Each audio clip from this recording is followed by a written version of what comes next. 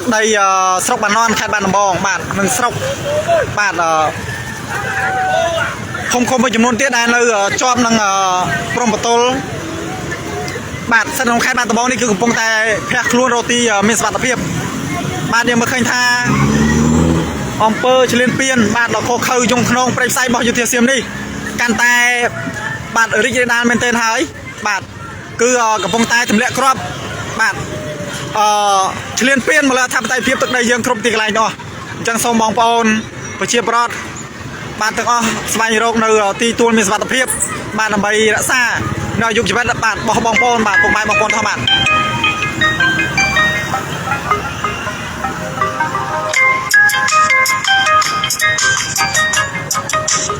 បាទខ្ញុំពិតជាឈឺចាប់ណាស់បងប្អូនបាទហើយខ្ញុំនឹងមិនអោបដៃឈុំមើលទេនៅការឈ្លានពាននេះហើយខ្ញុំហ៊ាននិយាយចំពោះមុខបងប្អូនថាបើសិនជាថៃនៅតែបន្តឈ្លានពាននៅរូបភាពបែបនេះទៀតខ្ញុំនឹងស្ម័គ្រចិត្តបាទចូលរួមបាទយកជីវិតនេះដើម្បីចូលរួមជួយការពារទឹកដីរបស់យើងតគ្នាបងប្អូនបាទ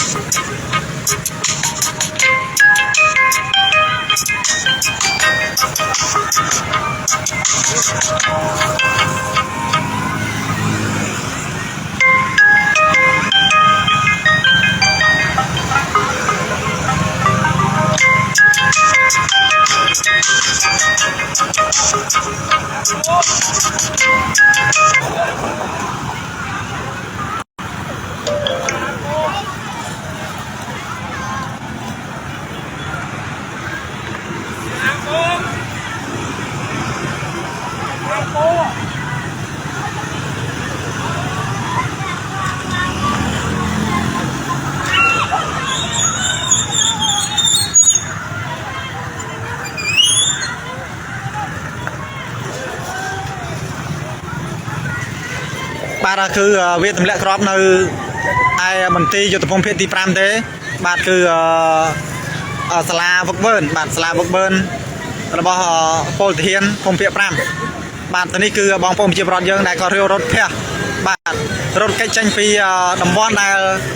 ត្រូវពួកសៀមបានទម្លាក់គ្រាប់ហ្នឹងបាទ 4-5 គ្រាប់ហើយបងប្អូនបាទ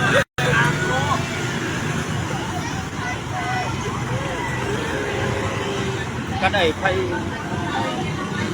បាទបងប្អូននេះនៅភ្នំសពៅខ្ញុំនៅភ្នំសពៅបងបាទ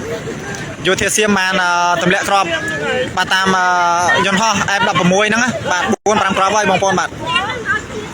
ឡូវបងប្អូនប្រជាពលរដ្ឋយើងនៅចម្ងាយឆ្ងាយបាទឆ្ងាយច្រើនគីឡូដែរពីភ្នំតូចបាទតែគាត់ត្រូវរត់កិច្ចចេញពីសាលារៀនបាទសិស្សសាលារត់ចេញពីសាលារៀនអាជីវករបាទ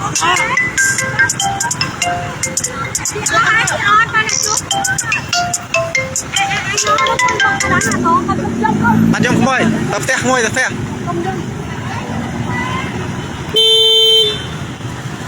បាទនេះគឺខ្ញុំនៅក្បែរភ្នំសំពៅទេបាទមិនបាននៅចិត្តកន្លែងទម្លាក់គ្រាប់ទេតែបងប្អូនប្រជាពលរដ្ឋនៅចម្ងាយឆ្ងាយច្រើនគីឡូណាបាទដល់ពីភ្នំតូចមក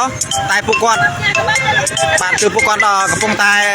ច្បោកច្បល់បាទរត់រកទីសុខសុវត្ថិភាពបាទសិស្សសាលាក៏មិនបានរៀនបាទអាជីវករបាទអាជីវករលក់ដូរផ្សេងៗបានត្រីឆ្កាផ្សេងៗគឺត្រូវបានអាចនៅកន្លែងដែលគ្មានសុវត្ថិភាពទេបាទគឺកំពុងតែរកគ្រួសារបាទរកបងប្អូនដើម្បីរកកន្លែងទីទួលមានសុវត្ថិភាពបាទ